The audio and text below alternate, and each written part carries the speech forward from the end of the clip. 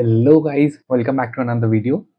सो आज की वीडियो में we gonna study about hedge funds जो कि लर्न रीडिंग नंबर 81 है and it is learning module 6 of alternate investments. So we gonna study about hedge funds today. So let's get started. Hedge funds. So LOS 81A says explain investment features of hedge funds and contrast them with other asset classes. तो hedge fund की क्या क्या features है and how is it different from other asset classes, जो भी जैसे आपके private equity हो गए, देन आपका क्या बोलते हैं म्यूचुअल फंड हो गया। तो ये सब जो भी एसेट क्लासेस है उससे how hedge funds is different, we gonna study about it. So hedge funds are private pooled investment vehicles that are generally available only to qualified or accredited investors। इसका मतलब ये है कि hedge fund जो है it is a private pooled investment। जैसे mutual fund है, आपने देखा है, it is a pooled investment but then it's not private, it's public pooled investment। वैसे ही hedge fund is also a pooled investment but then it's private। मतलब इसमें हर कोई invest नहीं कर सकता है and it is only available for qualified and accredited investors। इसका मतलब ये है कि जैसे mutual fund is available to anyone, मतलब आप कोई भी म्यूचुअल फंड में इन्वेस्ट कर सकता है। देयर इज नो बाउंड्री कि क्वालिफाइड या अक्रेडिटेड इन्वेस्टर्स ही इन्वेस्ट कर सकते हैं, तो वैसा कुछ नहीं है म्यूचुअल फंड में। But then on the other hand hedge fund में आप एक limited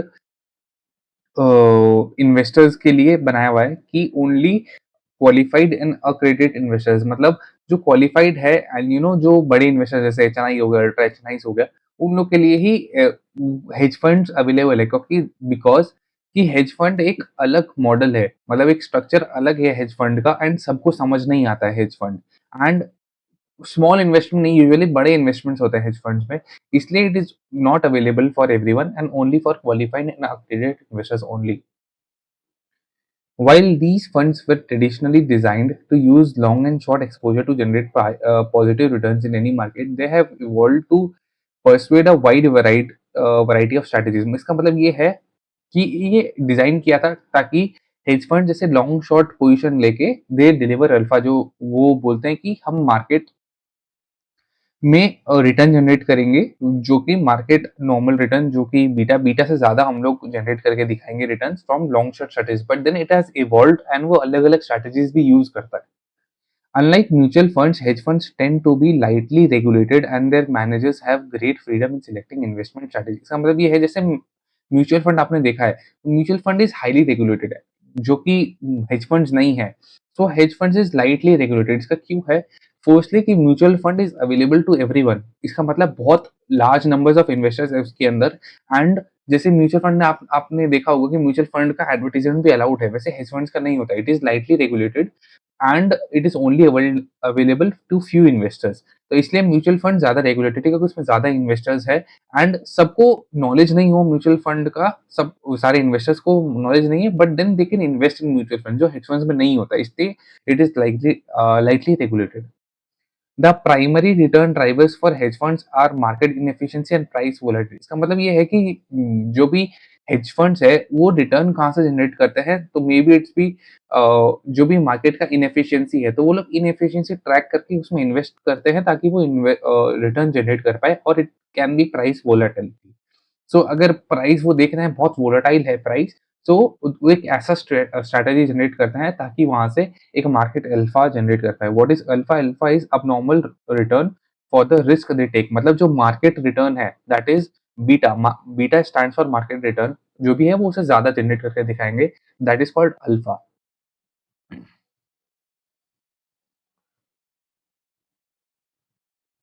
Now, hedge funds invest in traditional asset classes, that is debt and equity, use leverage and use derivative in pursuit of their strategies। का मतलब ये है कि hedge funds usually invest in traditional asset classes, जैसे आपका equity हो गया, date हो गया, वो ये सब में इन्वेस्ट करते हैं, बट देन उनका इन्वेस्टमेंट एक स्ट्रेटेजी के बेस्ड अपॉन होता है, whether it be long short strategy. वो हम लोग बाद में इस मॉड्यूल में ही पढ़ेंगे, what are the strategies of hedge fund. उसमें आपको समझ में आएगा कि क्या क्या स्ट्रैटेजीज से एक हेज फंड मैनेजर इन्वेस्ट करता है। They also use leverage. Leverage का मतलब क्या होता है कि वो लोग खुद का फंड तो यूज करते ही हैं, but then they also take leverage of their fund. इसका मतलब जैसे आपने देखा है कि आप बैंक लोन लेते हैं, तो bank loan is a kind of leverage, मतलब वो आपका खुद का पैसा नहीं है, बट देन आप वो पैसा लेके इन्वेस्ट कर सकते हो। वैसे डेरिवेटिव्स में भी आपने देखा था, डेरिवेटिव्स में लेवरेज यूज़ होता है। तो लेवरेज का मतलब हेज फंड्स लेवरेज यूज़ करते हैं। मतलब वो जो पूल्ड इन्वेस्टमेंट है, उससे ज़्यादा भी वो लोग इन्वेस्ट करते हैं by the use of leverage. Now, hedge funds are often evaluated on a total risk and return adjusted risk adjusted return basis rather than against a benchmark. इसका मतलब ये हुआ कि कोई बेंचमार्क नहीं है। जैसे हेड फंड आपको बताया कि हम लोग इससे ज़्यादा कमा के दिखाएँगे, वैसे रिटर्न नहीं वो लोग कैलकुलेट करते हैं। तो दे आर ऑफन इवैल्यूएटेड कि रिटर्न और रिस्क एडजस्टेड रिटर्न। इसका मतलब ये हुआ कि उन्होंने कितना रिटर्न कमाया और उन्होंने रिस्क एडजस्टेड रिटर्न मतलब return on amount of risk they have taken, मतलब इतना रिस्क में उन्होंने इतना रिटर्न जनरेट किया। तो they are often evaluated on this basis. Now, hedge funds manager often invest their own money in their funds. Performance fee for hedge fund manager may be linked to high watermark requirement, whereby performance fees are payable only when the funds exceed its highest price value. जैसे high watermark हम लोग ने first मैंने जो video डाला था, that is first आपका alternate investment features वाला चैप्टर जो है फर्स्ट लर्निंग मॉड्यूल, उसमें I have explained high watermark क्या होता है। तो यूजुअली क्या होता है कि जो हेज फंड्स मैनेजर है, how do they earn by the means of performance fee and their management fee. तो performance fee can be linked to high watermark, मतलब उन्होंने पहले कितना कमाया था, पिछले साल कितना कमाया था, अब कितना कमाया है। तो यूजुअली वो बेसिस पे हाई वाटरमार्क होता है। मतलब पहले इफ दे हैव अर्न्ड, सोचो फॉर एग्जांपल 3 बिलियन, अभी उन्होंने 3.5 बिलियन कमाया है, तो उस बेसिस पे होगा, मतलब एडिशनल उन्होंने कितना कमाया है पिछले साल से, तभी they get a fees upon that. Now, mutual funds, REITs, ETFs are publicly traded while hedge funds are privately held. जैसे आपने देखा है कि mutual fund REITs and ETFs are all publicly traded, आप कभी भी उसको बाय एंड सेल कर सकते हो। वैसे हेज फंड्स नहीं होते हैं, हेज फंड्स प्राइवेटली हेल्ड होते हैं। आप उसको कभी भी खरीद के कभी भी बेच नहीं सकते। There are certain rules for investment and withdrawal of funds. तो unlike private equity funds, hedge funds tend to invest mostly in liquid asset classes and have a shorter time horizon. इसका मतलब ये हुआ कि जैसे प्राइवेट इक्विटी होता है, वैसे नहीं होता है hedge funds. Hedge fund is different from private equity. कैसे? क्योंकि they mostly invest in liquid classes and are short. ये चीज़ आप नोट डाउन कर लो कि they usually invest in liquid liquid classes, they are often liquid, and secondly वो short term के लिए होता है। जैसे आपने प्राइवेट इक्विटी में देखा है, वो जनरली इलिक्विड एसेट में वो लोग इन्वेस्ट करते हैं, एंड वो लॉन्ग टर्म के लिए ज़्यादा लॉन्ग टर्म के लिए होता है। बट देन जो हम लोग ने पहले पढ़ा था कि जैसे म्यूचुअल हेज फंड ज़्यादातर आपके इक्विटी में जैसे लॉन्ग शॉर्ट पोजीशन लेते हैं, दे यूज़ डेरिवेटिव्स, तो यूजुअली वो लिक्विड ज़्यादा एसेट्स में इन्वेस्ट करते हैं, and that is also for short term. Now private equity funds require a long time horizon while hedge funds have a periodic redemptions. इसका मतलब ये हुआ कि प्राइवेट इक्विटी ज्यादा टाइम के लिए, जैसे मैंने आपको बोला, कि इन्वेस्ट करते हैं, and hedge funds have periodic redemption, मतलब आप कभी भी पैसा नहीं निकाल सकते हेज फंड्स पे। There are certain criteria for withdrawal of funds. उसमें जैसे लिक्विडिटी गेट्स होते हैं, नोटिस पीरियड होता है, तभी आप निकाल सकते हैं। इसके बारे में हम लोग बाद में पढ़ेंगे। Now hedge funds categories.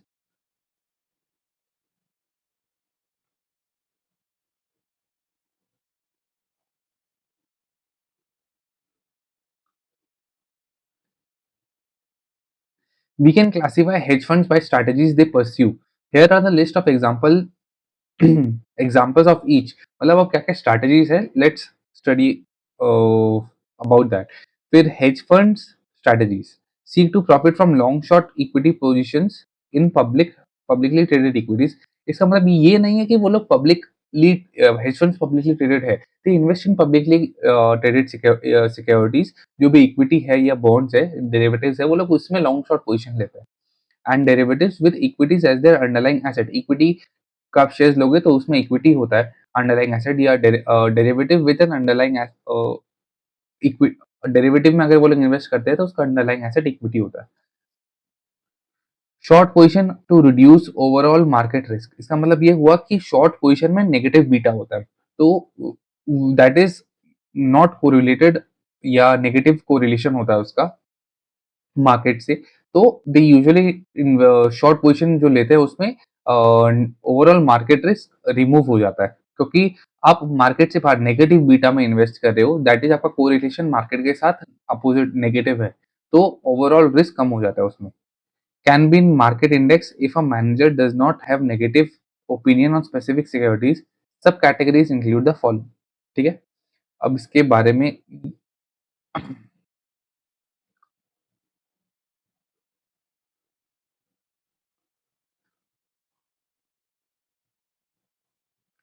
fundamental long short. Use long position in undervalued securities based on fundamental analysis while simultaneously having a short position in portfolio of stocks of or an index. This strategy seeks to capture alpha when market correction occurs. Most managers have net long exposure, that is long basis bias. इसका मतलब क्या हुआ, धीरे धीरे पढ़ते हैं। They use long position in undervalued securities based on fundamental analysis. इसका मतलब फर्स्ट पॉइंट तो ये है कि फंडामेंटल एनालिसिस होता है। फंडामेंटल एनालिसिस क्या होता है? अब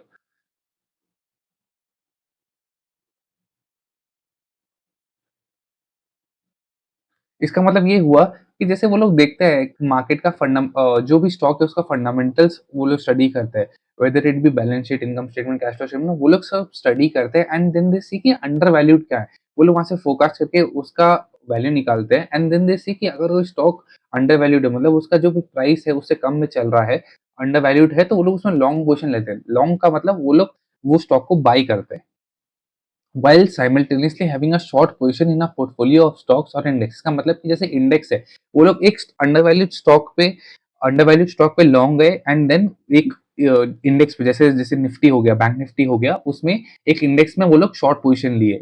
क्यों होता है ये? जैसे अगर मार्केट शॉर्ट पोजीशन लेने से क्या होता है, फंडामेंटल एनालिसिस करके फिर वो लोग उसमें लॉन्ग पोजीशन लेते हैं एंड देन एक मार्केट इंडेक्स पे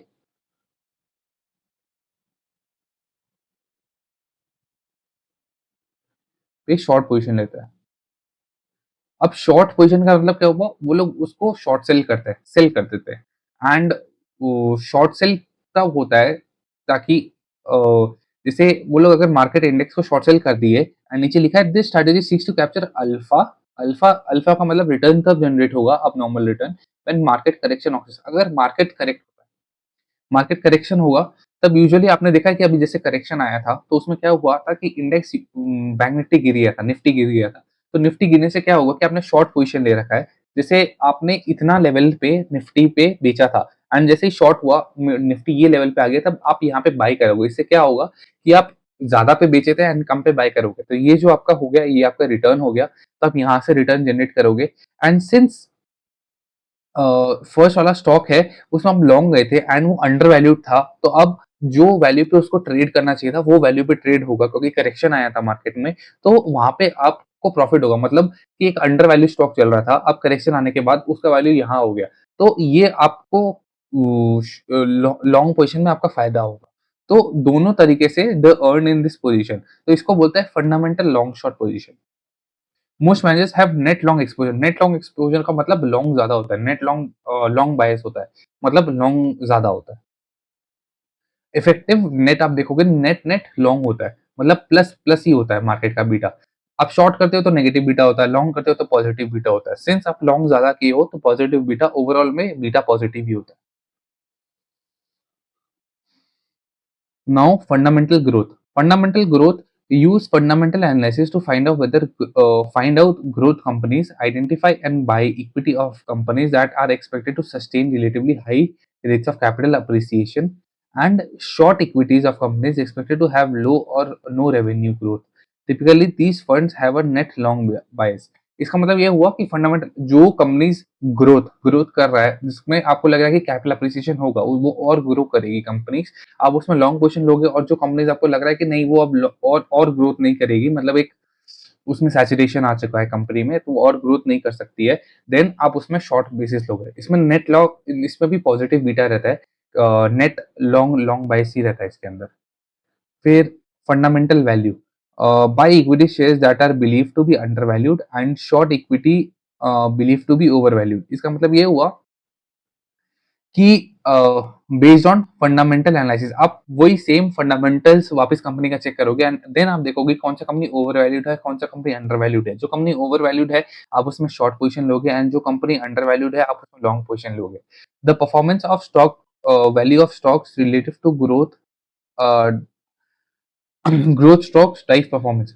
इसका मतलब ये हुआ कि the performance of value stocks relative to growth stocks drive performance. इसका मतलब ये हुआ कि जो भी स्टॉक्स अंडर वैल्यूड है एंड जो ओवर वैल्यूड है, मतलब जो ज्यादा वैल्यू स्टॉक्स इसको बोलते हैं जो ज्यादा ग्रो कर सकते हैं, एंड ग्रोथ स्टॉक्स जो सैचुरेट हो चुके हैं ऑलमोस्ट, तो आप जो भी वैल्यू स्टॉक्स है आप उसमें लॉन्ग पोजीशन लोगे एंड वाइस वर्सा, उसमें मतलब जो भी ओवर वैल्यूड है आप उसमें शॉर्ट पोजीशन लोगे bye the means of fundamental analysis. फिर मार्केट न्यूट्रल का मतलब ये होता है, इसमें मार्केट बीटा यूजुअली जीरो होता है। कैसे होता है, let's explain that. Use technical and fundamental analysis to select undervalued securities to be held long and select overvalued to be held short in approximately equal amounts of profit from the relative price movements without exposure to market risk. Leverage में भी used। इसका मतलब ये हुआ कि आप net long जो भी अंडर वैल्यूड है आप पहले टेक्निकल एंड फंडामेंटल एनालिसिस करोगे and then you will decide कि कौन सा सिक्योरिटीज अंडर वैल्यूड है एंड कौन सा सिक्योरिटीज ओवर वैल्यूड है। जो अंडर वैल्यूड सिक्योरिटीज आप उसमें लॉन्ग पोजीशन लोगे, जो ओवर वैल्यूड है उसमें शॉर्ट पोजीशन लोगे, लेकिन इक्वल अमाउंट में लोगे ताकि मार्केट का जो बीटा हुआ उस वो जीरो हो जाएगा। तो इसमें आप लेवरेज भी यूज कर सकते हो। इंपॉर्टेंट ये नोट कर लेना कि लेवरेज में भी इसमें लेवरेज का पॉइंट लिखा है। एंड ये जो मैंने आपको बताया वही। अब नाउ शॉर्ट बाइस, इसमें लिखा है employ technical and quantitative fundamental analysis to take predominantly short position in overvalued securities possibly with a smaller long position। इसका मतलब कि ज्यादा शॉर्ट पोजीशन होता है तो नेगेटिव बीटा रहता है, मार्केट के साथ कोरिलेशन नेगेटिव रहेगा। लॉन्ग कम रहेगा, शॉर्ट ज्यादा रहेगा। वही ओवर वैल्यूड सिक्योरिटीज आप ज्यादा पाओ बाय करोगे एंड अंडर वैल्यूड सिक्योरिटीज है, सॉरी उल्टा बोला मैंने, ओवर वैल्यूड सिक्योरिटीज आप ज्यादा सेल करोगे एंड अंडर वैल्यूड सिक्योरिटीज आप कम बाय करोगे, तो इससे आपका एक शॉर्ट बाइस मेंटेन रहेगा। Now second, event driven strategies. Event driven strategy जैसे नाम बताया है, इवेंट का मतलब कोई इवेंट ऑकर हुआ है कंपनी में, typically based on a corporate structuring और restructuring or acquisition that creates profit opportunities for long or short position in a common equity, preferred equity or debt of a specific corporation। Event driven funds are typically long biased। सब categories as follow, जैसे मैंने बताया कोई event जैसे restructuring हुआ company का या कोई एक्विजिशन मर्जर एंड एक्विजिशन हो रहा है उसके ऊपर, कोई इवेंट के ऊपर सॉरी आप एक स्ट्रेटजी ड्राइव करोगे। Now, merger arbitrage. Buy the shares of firm being acquired and sell short of a firm making the acquisition। इसका मतलब जो एक्वायरर है, एक्वायर कर रहा है, उसमें शॉर्ट पोजीशन लोगे एंड जो एक्वायरी है, मतलब जो एक्वायर हो रहा है, उसमें आप लॉन्ग पोजीशन लोगे। क्यों होता है ऐसा, मैं आपको बताता हूँ। Although the term arbitrage is used, such a strategy is not risky because deal terms may change or announced merger may not take place। इसका मतलब ये हुआ, देखो मर्जर आर्बिट्राज में जो भी अक्वायर कर रहा है, जैसे दो कंपनीज है, company A and company B. Company A company B को अक्वायर कर रहा है, ये मार्केट में खबर आया है कि कंपनी ए जो है वो बी को एक्वायर कर रहा है। नाउ यूजुअली क्या होता है, जो कंपनी जैसे ए बी को एक्वायर कर रहा है तो ए ज्यादा पैसा देगा बी को अक्वायर होने के लिए, तो बी में हम लोग लॉन्ग जाएंगे एंड जो ए है उसमें हम लोग शॉर्ट जाएंगे, क्योंकि सिंस बी को ज्यादा पैसा मिल रहा है ए से एक्वायर होने के लिए तो उसमें हम लॉन्ग जाएंगे एंड ए में शॉर्ट जाएंगे। इसमें आर्बिट्राज लिखा है, बट देन हम लोग ने पहले पढ़ा है कि आर्बिट्राज का मतलब रिस्क फ्री प्रॉफिट जो जनरेट करता है आर्बिट्राजर, जो रिस्क प्रॉफिट जनरेट करता है। लेकिन इसमें मर्जर आर्बिट्राज लिखा है, इसका मतलब ये नहीं कि रिस्क फ्री है। इसमें what are the possible risk, कि जैसे एक कंपनी है, जैसे ए और बी का जैसे न्यूज आया आर्बिट्राज का, हम लोग बी में लॉन्ग ले लिए, ए में शॉर्ट ले लिए, तो क्या पता आर्बिट ये मर्जर हो ही ना। अगर ये मर्जर हुआ ही नहीं हो तो हम लोग का नेट लॉस हो जाएगा। मर्जर क्यों नहीं हो सकता, व्हाट आर द पॉसिबिलिटी। जैसे हम लोग अब गवर्नमेंट भी रेगुलेट करती है मर्जर में, अगर वो देख रही है कि एक बहुत बड़ा मोनोपोली फॉर्म हो जाएगा, तो एक मोनोपोली यूजुअली अच्छा नहीं होता, क्योंकि फिर वो प्राइस डिस्क्रिमिनेशन उसमें होता है। तो यूजुअली तब मर्जर्स गवर्नमेंट मना कर देती है करने से। तो बहुत सारे अदर पॉसिबिलिटीज़ है बाद में, जैसे खबर तो आ गई कि मर्ज कर रहा है, बट देन बाद में जैसे इवैल्यूएट होता है धीरे-धीरे, तो अब मर्जर हो भी सकता है, नहीं भी हो सकता है, पॉसिबिलिटीज़ है, राइट? नहीं होने से लॉस होता है, तो इसीलिए आर्बिट्राज वर्ड जैसे रिस्क फ्री होता है उसका मीनिंग, लेकिन ये रिस्क फ्री नहीं होता है। आप लोगों को ये माइंड में रखना पड़ेगा। Now, second is distressed restructuring by the securities of firm in financial distress when analysis indicates that value will be increased by a successfully restructuring and possibly short overvalued securities at the same time. इसका मतलब क्या है? इसका मतलब ये है कि आपको देखना पड़ेगा कि कौन सी कंपनी फाइनेंशियल डिस्ट्रेस में चल रही है। मतलब फाइनेंशियल डिस्ट्रेस में चल रही है, जैसे अभी जैसे यूजुअली पी रेशियो कम चल रहा है कौन सी कंपनी का, जो डिविडेंड्स अभी नहीं दे पा रही है, जिसका फंड्स का अभी शॉर्टेज चल रहा है कंपनी में। आप वो सारी कंपनीज को देखोगे एंड देखोगे क्या वो एक्चुअली में ये फेज से निकल के वो ज्यादा ग्रो कर सकती है, ज्यादा वैल्यू आपके लिए जनरेट कर सकती है। तो आप वो कंपनीज को देखोगे एंड उसमें आप एक लॉन्ग पोजीशन लोगे। इसका मतलब when analysis indicates that value will be increased by successfully restructuring, जो अब कंपनीज में एलबीओ के बारे में आपने सुना होगा। तो जैसे क्या होता है उसमें कि एक मैनेजमेंट आके सॉरी मैं बोल रहा हूँ एमबीओ एमबीओ होता है वो, एमबीओ एंड एमबीआई। तो जिसमें क्या होता है कि जो मैनेजमेंट है, या तो दूसरा मैनेजमेंट आके रिस्ट्रक्चर करेगा या खुद का ही मैनेजमेंट वो कंपनी में रिस्ट्रक्चर करेगा। तो क्या होता है कि आप ऐसा कंपनी ढूंढो जो कि फाइनेंशियल डिस्ट्रेस में है एंड उसमें रिस्ट्रक्चरिंग पॉसिबल है। तो आप उसमें लॉन्ग पोजीशन लोगे एंड उसमें रिस्ट्रक्चरिंग होगा, तो कंपनी वापस ग्रो करना चालू होगा एंड आपको उसमें प्रॉफिट होगा। तो and possibly short overvalued securities at the same time, और जो सेम ओवरवैल्यूड है आप उसमें शॉर्ट ले लोगे। तो ये होता है distressed restructuring. Now, activist shareholder buy significant equity securities to influence companies' policies with the goal of increasing companies' value. By example, restructuring changes in strategy of management or return of capital to equity shareholders. इसका मतलब ये हुआ activist share holder कौन से होते हैं, जो एक मेजर कंपनी में मेजर इक्विटी ले लेते हैं एंड देन दे वो ना काम करवाते हैं मैनेजमेंट से कि आप ये चेंजेस करो, ये कंपनी में लाओ। वो एक्टिवली पार्टिसिपेट करते हैं मैनेजमेंट में, ताकि वो चेंजेस ला पाए कंपनी में एंड कंपनी ग्रो कर पाए, ताकि वो उससे प्रॉफिट हो पाए उनको। तो that is called activist shareholder. Now special situations, invest in securities of firm that are issuing और repurchasing securities, spinning off division, selling asset और डिस्ट्रीब्यूटिंग कैपिटल। इसका मतलब ये हो स्पेशल सिचुएशंस भी हो सकता है कंपनी में, जैसे जो कंपनी रीपर्चेज़ कर रही है सिक्योरिटीज़, रीपर्चेज़ कर रही है, या अपने डिवीज़न है कोई, वो डिवीज़न जैसे बेच दे रही है। जैसे आपका आपने देखा होगा स्पिनिंग ऑफ डिसीज़न में जैसे रिलायंस जियो वाला हुआ था, या सेलिंग जो आज कंपनी अपने एसेट बेच रही है या कैपिटल डिस्ट्रीब्यूट कर रही है। तो आपको उसमें देखना पड़ेगा कि आपको लॉन्ग लेना है या शॉर्ट पोज़ीशन लेना है, based on the event that they are performing. क्या सिचुएशन है उसके डिपेंड करके आप लॉन्ग या शॉर्ट पोज़ीशन लोगे। तो that is called special situation. तो ये हम लोग का कैटेगरी बी यहाँ पे खत्म होता है, that is event driven. Now third category, and ये थोड़ा ट्रिकी है तो आप इसको अच्छे से सुनना। That is relative value strategies involve buying a securities and selling short a related securities with the goal of profiting while perceived pricing discrepancy between the two is resolved. Subcategories include the following: convertible arbitrage, fixed income। इसका मतलब क्या होता है?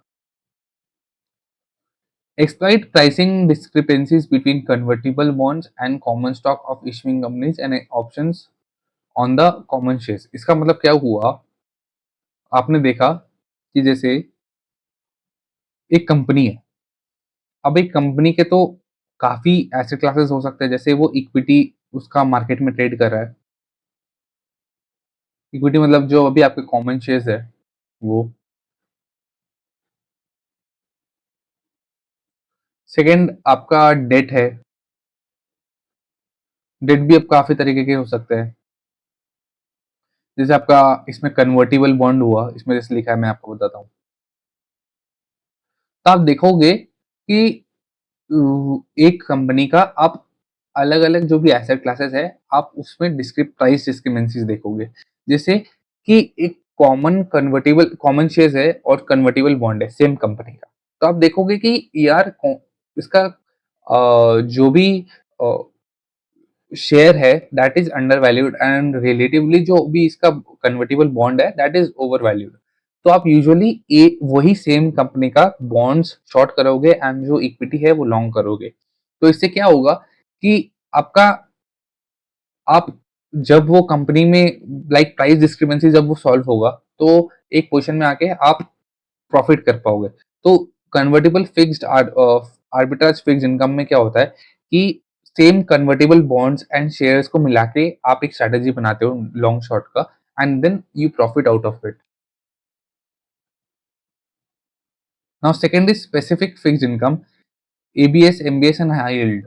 इसका मतलब ये हुआ कि जैसे फिक्स्ड इनकम सिक्योरिटी जैसे asset back securities, market back securities, high yield जो भी सिक्योरिटीज है, उसमें आप प्राइस डिस्क्रिपेंसीज देखोगे। वही जैसे मैंने आपको बताया कि कौन सा अंडर वैल्यूड है, ओवर वैल्यूड है, एबीएस, एमबीएस या हाई यील्ड सिक्योरिटीज में, हाई यील्ड बॉन्ड्स में, तब आप उसमें लॉन्ग या शॉर्ट पोजीशन लोगे, एक प्रॉफिट एक स्ट्रेटेजी डेवलप करोगे लॉन्ग या शॉर्ट का, ताकि आप उससे रिटर्न जनरेट कर पाओ। Then is general fixed income, exploiting prices discrepancies among fixed income securities of various issues and type. इसका मतलब ये हुआ कि जैसे अब प्राइसिंग डिस्क्रिपेंसीज आप देखोगे कि फिक्स्ड इनकम सिक्योरिटीज अब वेरियस इश्यूज एंड टाइप, जैसे सबऑर्डिनेट हो गया, या आपका क्या बोलते हैं, डेट डेट भी काफी तरीके के होता है ना, तो आप उनमें या जो भी अलग अलग इश्यूअर्स है जैसे गवर्नमेंट का इश्यूअर हो गया, या आपका गवर्नमेंट बॉन्ड हो गया, फिर ये आपका कॉर्पोरेट बॉन्ड हो गया, आप उसमें प्राइसिंग डिस्क्रिपेंसीज देखोगे एंड देन उसमें लॉन्ग शॉर्ट पोजीशन जो भी आपका स्ट्रैटेजी आप डेवलप करोगे, आप उसमें एक पोजीशन लोगे ताकि आप उस वहां से रिटर्न जनरेट कर पाओ।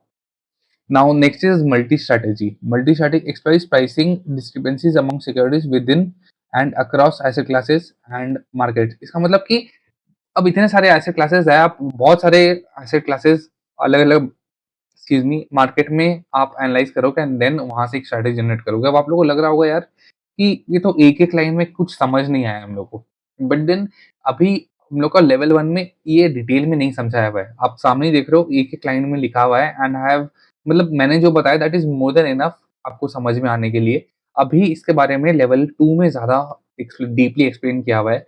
लेवल वन में जस्ट आपको कॉमनली बताया हुआ है कि क्या क्या हो सकता है possibilities, in detail will study about in level to.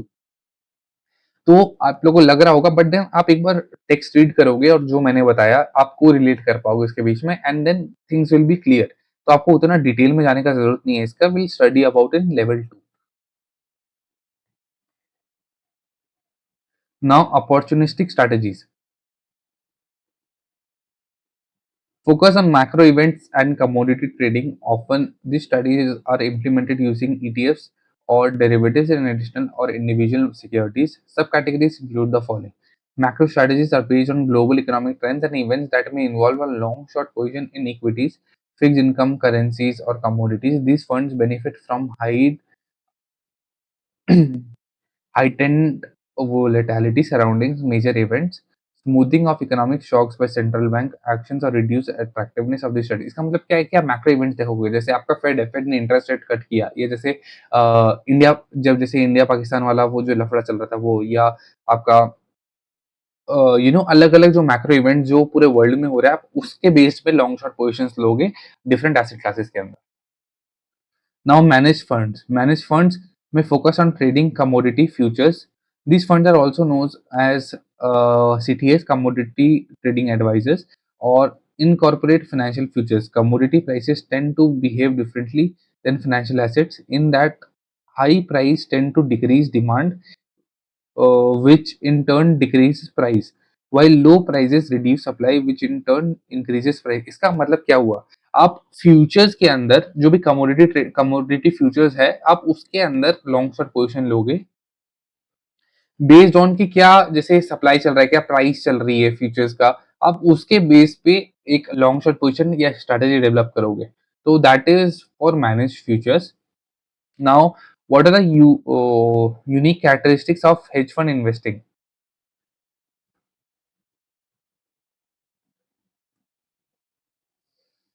अब ये हम लोग ने ऑलरेडी एक्सप्लेन कर चुका है, तो I will go through it very fast. Tend to be less regulated, मैंने आपको बता चुका, I will not explain it again, have flexible mandates allowing them to allowing them to freedom to deploy a wide range of strategies, use leverage, choose from a large universe of securities and derivatives. जैसे मैंने आपको बता दिया इसके बारे में, सबके बारे में I've explained it very clearly.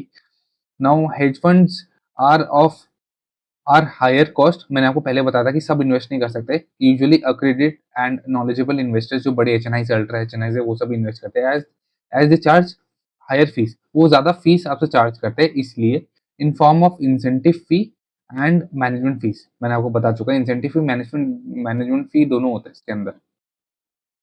जैसे हमने वो वाला स्ट्रक्चर पढ़ा था, मैंने आपको फर्स्ट वीडियो में भी एक्सप्लेन किया था, एलपीजीपी वाला स्ट्रक्चर, यूजुअली वही स्ट्रक्चर फॉलो होता है इसके अंदर भी। फिर they have low liquidity including lockup periods and liquidity gates. Lockup period and liquidity gates क्या होता है? लॉकअप पीरियड ये होता है कि आप इतने टाइम तक पैसा निकाल नहीं सकते। लिक्विडिटी गेट्स क्या होता है कि आप फिक्स टाइम पे जैसे दो लिक्विडिटी गेट्स है, 6 महीने बाद एक लिक्विडिटी गेट है, तो आप वही एग्जैक्ट लिक्विडिटी गेट जब होता है तभी आप विड्रॉ कर सकते हो फंड, उससे पहले आप विड्रॉ नहीं कर सकते। A lockup period is the time after initial investment over which limited partners either cannot request redemptions or incur significant fees or मतलब आप या तो रिडेम्प्ट नहीं कर सकते या लिखा है कि उसमें आप रिडीम कर सकते हो अपना पैसा, हमको पैसा जरूरत है तो आपको हेफ्टी फीस पे करना पड़ेगा उसके ऊपर। An notice period is amount of time pull of fund to fulfil, मतलब एक आपने बोला कि मेरे को पैसा चाहिए तो एक सर्टेन नोटिस पीरियड होता है, फॉर एग्जांपल 90 डेज, 90 डेज आपने बोला from the day you have requested your money, उसके 90 डेज बाद आपको पैसा मिलेगा, उससे पहले नहीं मिल सकता। And a liquidity gate is a partial restriction on redemption, जैसे मैंने आपको लिक्विडिटी गेट का समझा ही चुका हूँ, वही चीज है। फिर hedge fund managers incur significant transaction cost often when they redeem share, जो भी क्या होता है कि जैसे एक हेज फंड मैनेजर है वो इन्वेस्ट कर चुका है लेकिन वहां से उसको रिडीम करना है तो उसको भी एक हेफ्टी ट्रांजैक्शन कॉस्ट पे करना पड़ता है, राइट? अब सोचो आपने बहुत सारा पैसा एक शेयर में इन्वेस्ट कर चुका है, आप एक बार में सर्टेन प्राइस पे सेल नहीं कर सकते उसको, तो आपको एक ट्रांजैक्शन कॉस्ट इन्वेस्ट करना उसमें इनकर करना पड़ता है। Redemption fees can offset these costs. Notice periods and liquidity gates allow the time for managers to reduce position in orderly manner. इससे क्या होता है कि जो भी ये सब रेस्ट्रिक्शन ज्यादा हुआ है, जैसे नोटिस पीरियड हो गया, लिक्विडिटी गेट हो गया, उससे क्या होता है कि बहुत ज्यादा ट्रांजैक्शन कॉस्ट बिना एंकर किए धीरे धीरे मैनेजर पैसा धीरे धीरे विड्रॉ कर सकता है, ताकि बहुत ज्यादा ट्रांजैक्शन कॉस्ट उसको भी नहीं लगे। Now redemption often increase hedge funds performance in redemption often increase when hedge fund performance is poor over a period, and मतलब कि अगर परफॉर्म नहीं कर रहे हेज फंड, पुअर है उसका परफॉर्मेंस, तो रिडेम्पशन यूजुअली इंक्रीज हो जाता है, and cost of honouring redemption में further decrease the value of remaining partnership interest. Of course अब क्या होता है कि जैसे रिडेम्पशन को फुलफिल करने के लिए उसको कॉस्ट इनकर करना पड़ता है, जिससे और वैल्यू कम हो जाता है। There is reduced transparency about strategies followed and investment made by the funds to protect proprietary trading methods. This makes it difficult for investors and analysts to assign accurate values to hedge fund holding। इसका मतलब ये हुआ कि जैसे आप equity आप daily check कर सकते हो कि आपका इक्विटी पोर्टफोलियो का क्या वैल्यू चल रहा है, बट हेज फंड्स में ऐसा नहीं है। हेज फंड्स में इतना ट्रांसपेरेंसी नहीं है बिटवीन वो लोग क्या कहाँ इन्वेस्ट कर रहे हैं, क्या टाइम पे कितना पैसा में इन्वेस्ट किया है, तो आप यूजुअली आपको आइडिया नहीं मिलता है आपका जो भी इन्वेस्टमेंट है उसका करंट फोल्डिंग या करंट वैल्यू क्या चल रहा है, बिकॉज ट्रांसपेरेंसी नहीं है जो भी हेज फंड है और आपके आपके बीच, उतना वो लोग बताते नहीं है कि कहाँ क्या वैल्यू पे इन्वेस्ट किया है। Now LOSB describe investment form and vehicles used in hedge funds investments.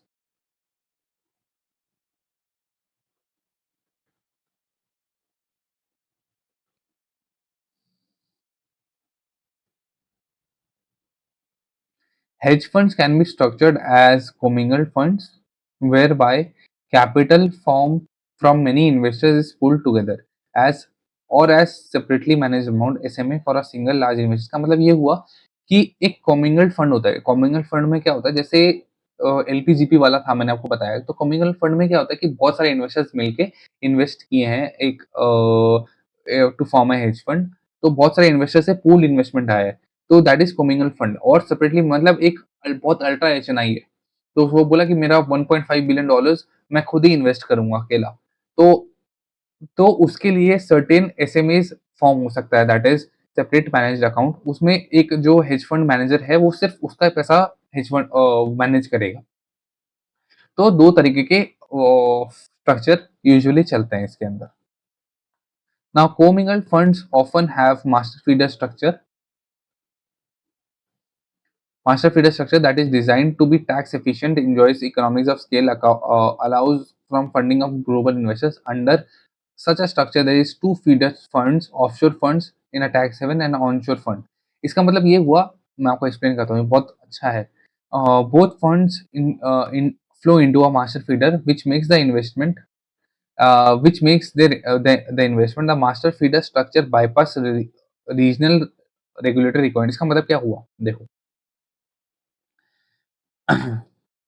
एक तो आपका हुआ ऑफशोर फंड, एक हुआ आपका ऑनशोर फंड। नाउ ये जो ऑफशोर फंड होता है, this is usually in tax haven. Tax haven वो हुआ जहाँ पे टैक्स का रेगुलेशंस बहुत कम है या नील टैक्स है यूजुअली वो कंट्रीज में, तो वो सारी कंट्रीज में ये फंड सेटअप होता है। तो इससे क्या हुआ, एक तो आपका टैक्स में आपको बेनिफिट मिल गया, दूसरा क्या हुआ कि एक onshore fund and offshore fund ये मिला के अगर एक फॉर्म, एक second,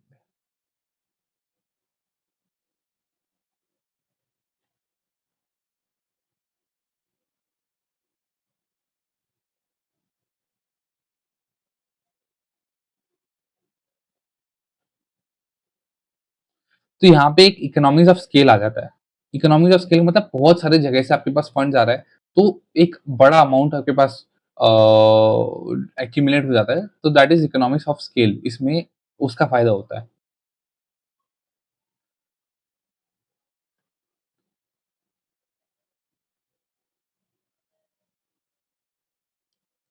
now SMA allows for a customise portfolio, तो यही होता है, इसको ही बोलते हैं मास्टर फीडर स्ट्रक्चर।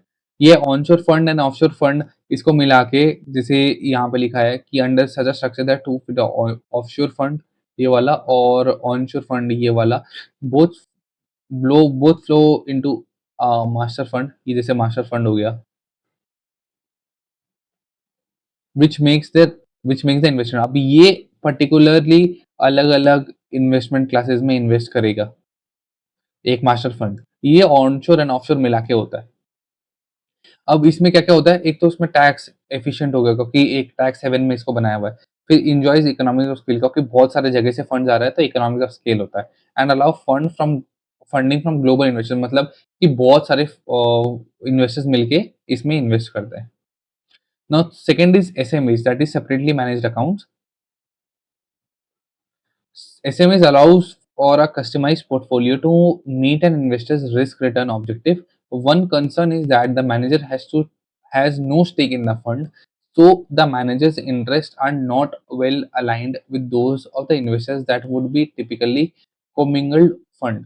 इसका मतलब ये हुआ कि जैसे एक मैनेजर है, जो भी हेज फंड मैनेजर है, जैसे क्या होता है कि जो भी कम्युनल फंड है, उसमें हेज फंड का भी पैसा इन्वेस्टेड होता है, तो एक इंटरेस्ट रहता है, राइट? उसमें उसका भी इंटरेस्ट होता है तो मैनेज उस फंड में। लेकिन एसएमए में क्या होता है, सिर्फ एक पर्टिकुलर इन्वेस्टर का पैसा इन्वेस्ट होता है, तो उसका यूजुअली एक मैनेजर का स्टेक नहीं होता, has no stake in the fund and manager का इंटरेस्ट, मतलब एक थोड़ा कॉन्फ्लिक्ट ऑफ इंटरेस्ट आ जाता है एसएमएस के अंदर।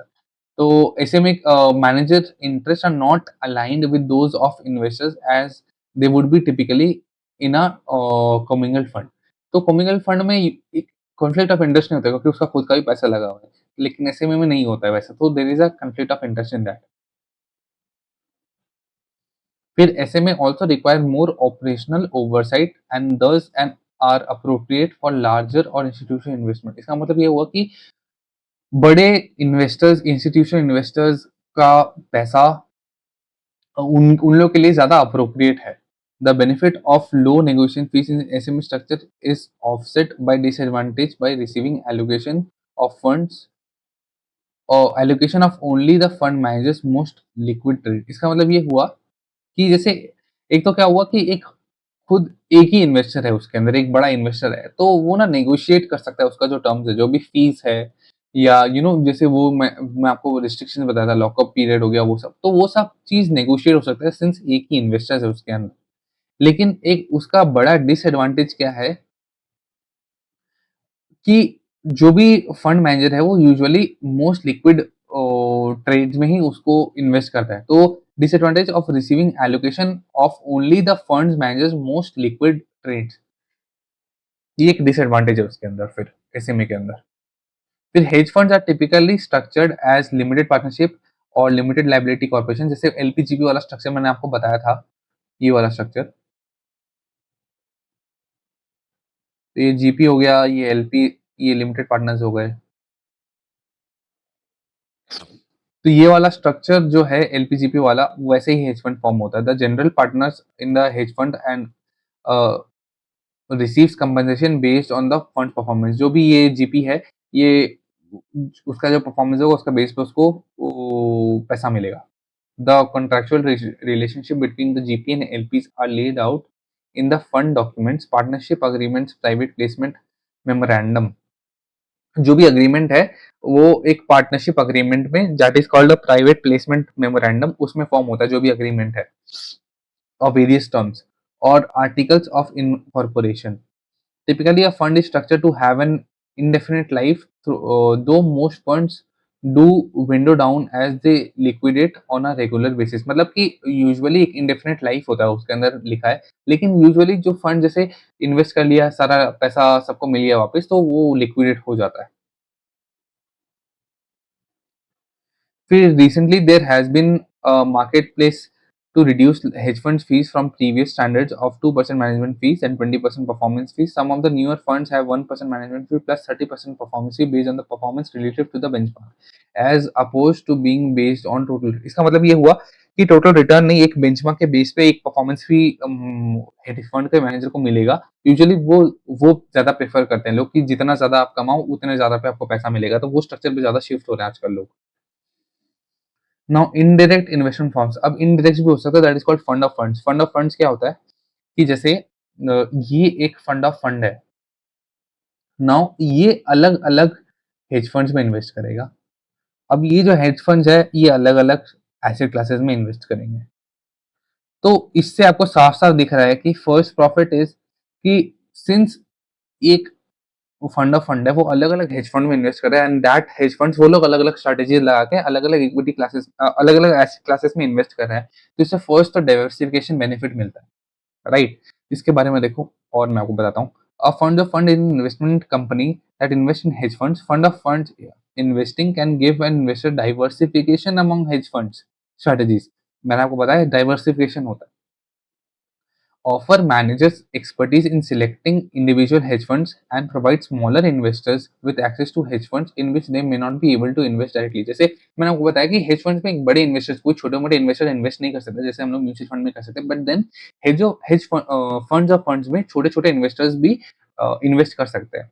अब क्या होता है कि जैसे आपको पर्सनल एक्सपर्टीज नहीं है आपके पास कि कौन से हेज फंड में इन्वेस्ट करना है, तो क्या होता है कि फंड ऑफ फंड में जो मैनेजर होता है उनके पास एक्सपर्टीज होती है, ताकि वो अलग अलग हेज फंड में इन्वेस्ट कर पाए। तो जैसे म्यूचुअल फंड में होता है कि उनके पास एक्सपर्टीज होती है और वो अलग अलग शेयर्स में इन्वेस्ट करते हैं, वैसे ही फंड ऑफ फंड में एक मैनेजर होता है, उसके पास एक्सपर्टीज होती है और वो अलग अलग हेज फंड में इन्वेस्ट करता है। तो आपको एक एक्सपोजर मिलता है जो आपको खुद शायद अकेले नहीं मिल सकता था, बट देन एक एक्सपर्टीज है, अब उसको उसका एक्सपोजर आपको मिल जाता है।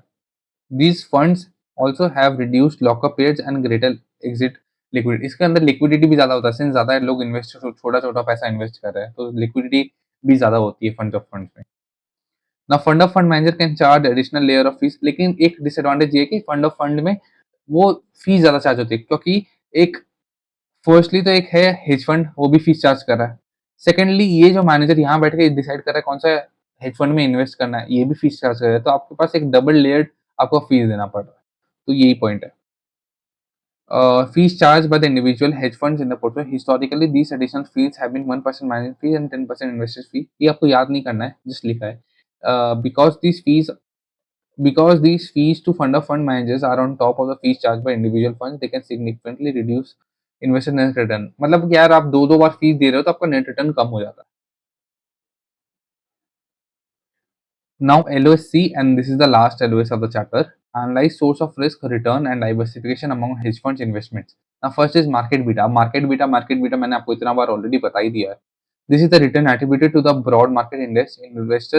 Can investor can get this from passive investment in hedge fund. इसका मतलब ये है कि आप जैसे आप एक इंडेक्स में इन्वेस्ट किए, मार्केट इंडेक्स में इन्वेस्ट किए, तो आप मार्केट का जो बीटा है, आप उसमें आपको एक एक्सपोज़र मिल गया। जैसे अ, मार्केट ऊपर जाएगा या नीचे जाएगा, तो इंडेक्स ऊपर जाएगा या नीचे जाएगा उसके हिसाब से, तो आपका बीटा भी उसके हिसाब से चलेगा क्योंकि आपने डायरेक्ट इंडेक्स में इन्वेस्ट किया है। That is next strategy beta. Strategy beta वो होता है कि जो स्ट्रैटेजी लगा के आपने इन्वेस्ट किया है, तो उसके रिटर्न उसका एक्सपोज़र जो आपको मिल रहा है जो स्ट्रैटेजी से, उसका बीटा को हम लोग स्ट्रैटेजी बीटा बोलते हैं। And third is alpha. Alpha is called the abnormal return. Generally क्या बोला जाता है कि अल्फा अगर आप जैसे सीएपीएम पढ़े होंगे, that is capital asset pricing model, तो उसमें लिखा है कि जो भी रिटर्न है, रिटर्न आप सिस्टमैटिक रिस्क पे ही अर्न करते हो, राइट? क्योंकि अनसिस्टमैटिक रिस्क तो आपका डाइवर्सिफिकेशन से किल हो जाएगा, ये लिखा है। तो जो भी रिटर्न आप अर्न कर रहे हो, that is a return you are earning on systematic risk. क्योंकि अनसिस्टमैटिक रिस्क तो आपका डाइवर्सिफिकेशन से किल हो गया। बट देन अल्फा है, अल्फा सेज कि सिस्टमैटिक रिस्क तो आप हम ले ही रहे हैं, उसके बदले जो अनसिस्टमैटिक रिस्क हम लोग ने लिया है, उसके बदले जो रिटर्न आप अर्न कर रहे हो, that is called alpha. Hedge funds में जैसे है, हेज फंड्स अब आप देख रहे हो कि कोई हेज फंड है, उसने इन्वेस्ट किया, अब ज़रूरी नहीं है ना कि उसने डाइवर्सिफ़ाई कर लिया है। तो यूजुअली अब ये थ्योरी में नहीं लिखा है, जिसमें मैंने आपको एक पॉइंट बताया कि अब अब वो तो डाइवर्सिफ़ाई तो किया नहीं है, तो मतलब अनसिस्टमैटिक रिस्क स्टिल प्रेज़ेंट है। तो उसके बदले वो जो रिटर्न कमा रहा है, दैट इज़ कॉल्ड अल्फा और supernormal return.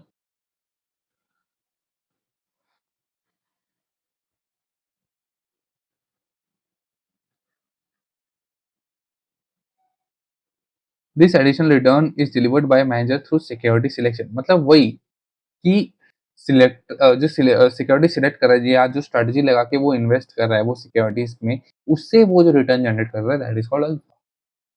Hedge fund manager use leverage to magnify the value added through strategy beta and alpha. High fees, however, act as a drag to the performance.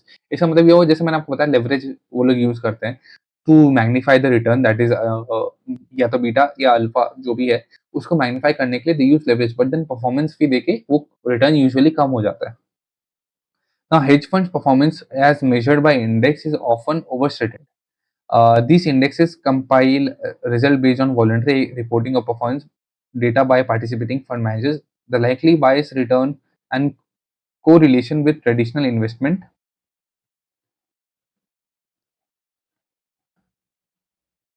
return because index reporting is voluntary. Poor performing funds are less likely to report. देखो अब इसमें ना कितने जो hedge funds के index होता है there are several बायस उसके अंदर जो जो होता है जैसे फर्स्ट इज सर्वाइवरशिप बायस. इसका मतलब ये हुआ कि जैसे हेज फंड्स है, हेज फंड ए है, हेज फंड बी है, हेज फंड सी है, तो कोई कारण से हेज फंड फी जैसे वो नहीं चल पाया या लॉस हो गया उसमें बहुत लॉस हो गया या लिक्विडेट हो गया पूरा हेज फंड, तो जो भी इंडेक्स है उसके अंदर तो ये जो फंड है ये तो जो एग्जिस्ट नहीं करता है, ये जो सर्वाइव नहीं कर पाया, इसका तो अ, जो भी परफॉर्मेंस है वो तो नहीं दिखाएगा इंडेक्स। तो इंडेक्स जो भी सर्वाइव किया एक्चुअली में या ए एंड बी उसका ही परफॉर्मेंस दिखाएगा। तो इसको सर्वाइवरशिप बायस बोलते हैं कि जो फंड्स ऑलरेडी बंद हो गया या लिक्विडेट हो गया जो सर्वाइव नहीं कर पाया उसका परफॉर्मेंस तो दिखा ही नहीं रहे आप। आप बस वही दिखा रहे हो जो सर्वाइव कर पाया। Because hedge funds might not be included until they have exited for a minimum time or reached a minimum size. In case in this case, an index will not reflect poor performance of funds and fail before reaching these minimums. इसका मतलब यार वो perform ही नहीं कर रहा है, वो poor perform कर रहा है, तो उस इंडेक्स उसका रिफ्लेक्ट ही नहीं करेगा. That is called survivorship bias. Now, second is selection bias may result from index providers assigning funds to categories inconsistently or having different requirement for including a fund. जैसे अब सिलेक्शन बायस में क्या बोल रहे हैं जैसे जो इंडेक्स बना रहे हैं जो लोग तो वो बोल रहे हैं कि एक सर्टेन थ्रेशोल्ड के बाद जैसे ये 3 फंड्स थे तो उन्होंने बोला कि अगर आप जैसे 1.5 बिलियन अगर आप ये रिटर्न क्रॉस कर पा रहे हो, ये थ्रेशोल्ड उन्होंने बना दिया। तभी आप हम लोग आपको सिलेक्ट करेंगे। तो ऑब्वियसली वो इंडेक्स है वो वही दिखाएगा जो अच्छे परफॉर्मेंस इन इन जो अच्छे परफॉर्म किए या 1.5 बिलियन से ज़्यादा जिन्होंने क्रॉस किया है, तो ऑब्वियसली वो वही दिखाएगा। तो दैट इज़ कॉल्ड सिलेक्शन बायस। यार आप सिलेक्ट ही उनको कर रहे हो जो अच्छा परफॉर्म कर रहा है। Now second is backfill bias. Now backfill bias का मतलब ये हुआ कि जैसे अब जैसे आईपीएल के फॉर्म से मैं आपको समझाता हूँ। जैसे एक प्लेयर है, प्लेयर ए, वो एक टीम में है, जैसे सपोज़ केकेआर में था वो। तो अब उसको आरसीबी ने खरीद लिया, ये प्लेयर को। अब आरसीबी दिखा रहा है कि यार हम लोग का तो पहले का परफॉर्मेंस ऐसा है। तो उन्होंने क्या किया, परफॉर्मेंस ए, जो भी प्लेयर ए है उसका भी परफॉर्मेंस इसमें इंक्लूड कर दिया। मतलब उसका जो हिस्टोरिक परफॉर्मेंस था, उन्होंने उसका भी इंक्लूड कर दिया। मतलब वो तो अभी आया है, लेकिन जो भी उसका पहले पहले उसने जैसे 6 बॉल पे 6 छक्का मारा हुआ है, तो उसने दिखाया है कि हम लोग का प्लेयर ने 6 बॉल पे 6 छक्का मारा है। तो दैट इज़ कॉल्ड बैकफिल बायस। मतलब आप कोई ऐसा फंड सिलेक्ट कर रहे हो एंड उसका उसके पहले का भी हिस्ट्री आप उसके अंदर इंक्लूड कर ले रहे हो। मतलब उसको पहले क्या-क्या कमाया था उस फंड से, अब वो भी उसमें अच्छा इंक्लूड कर लिया। आपने एक अच्छा फंड सिलेक्ट किया एंड देन आपने पहले ही बताया कि यार ये फंड ने 2 बिलियन पैसा कमा के दिया, अपने इन्वेस्टर्स को 3 बिलियन कमा के दिया। आप उसका हिस्टोरिक भी उसके अंदर लेके आ जा रहे हो। That is called backfill bias. Refers to effect of historical index returns on additional fund return of prior years to index returns when a fund is added to an index। मतलब एक fund index में add हुआ, उसका prior performance भी आपने उसमें दिखा दिया। Like selection bias, this tend to overstate performance. Obviously overstate कर रहा है, यार इस बार उसने कम कमाया लेकिन पिछला साल ज्यादा कमाया, तो आपने वो भी दिखा दिया कि यार पिछले साल उसने ज्यादा कमा के दिया था, तो ओवरस्टेट कर रहा है वो performance. Because fund with better historical returns are more likely to be added. So historical data shows that while hedge funds performance is highly dependent on the time period over which the performance is measured, hedge funds as an asset class provide diversification benefit relative to portfolios that invest in traditional asset class. Hedge funds tend to be more correlated with equities than with fixed income. इसका मतलब ये हुआ कि hedge fund तो usually traditional asset class में invest करता है, but then जो हेज फंड का कोरिलेशन है that is low from the traditional asset class का जो कोरिलेशन है, उसका हेज फंड का कोरिलेशन उससे यूजुअली कम है। एंड हेज फंड ज्यादा इक्विटी से कोरिलेटेड है then it is related with fixed income. Now here we come to the end of the chapter. यहाँ पे 3 तो छोटे छोटे क्वेश्चन है, हम लोग उसका आंसर कर देते हैं। Now an institution investor want to invest in hedge funds that engages in convertible bond arbitrage. Convertible bond arbitrage किसमें था, मैंने पढ़ाया था आपको, याद करो। कन्वर्टिबल बॉन्ड था, एक कंपनी है उसके जैसे कन्वर्टिबल बॉन्ड भी है, कॉमन शेयर्स भी है, तो अंडर वैल्यूड ओवर वैल्यूड करके हम लोग उसमें इन्वेस्ट कर देंगे। किसमें था, yes, that is relatively value strategy fund. Special situation fund तो वो है जिसमें यार अलग अलग सिचुएशन जैसे कोई मर्जर एंड आर्बिट्राज हो रहा है या कुछ स्पेशल हो रहा है, तो स्पेशल फंड तो आपका वो इवेंट ड्रिवन में आएगा। एंड सेपरेटली मैनेज्ड अकाउंट तो टोटली अलग चीज है यार। Now, second is an investor who choose a fund of fund as an alternative to single hedge fund is most likely to benefit from। एक fund of fund में invest कर रहा है rather than a single hedge fund, तो उसका क्या benefit हो सकता है, लोअर फीस। नहीं भाई, ज्यादा फीस लगेगा ना फंड ऑफ फंड में, क्योंकि दो दो बार आपको फीस देना पड़ रहा है। हायर रिटर्न्स नहीं यार, दो दो बार फीस आपको देना पड़ेगा तो यूजुअली रिटर्न कम हो जाता है। ये third one is manager expertise, क्योंकि एक मैनेजर चूज कर रहा है कि कौन से हेड फंड में लगाना है, तो आपको उसका एक्सपर्टीज मिलेगा। Now, hedge funds use leverage to magnify which of the following। leverage use करता है क्या करने के लिए, एम्पलीफाई अल्फा, अल्फा जनरेट करने के लिए वो लेवरेज यूज करता है। मार्केट बीटा नहीं है, करेंसी रिस्क नहीं है।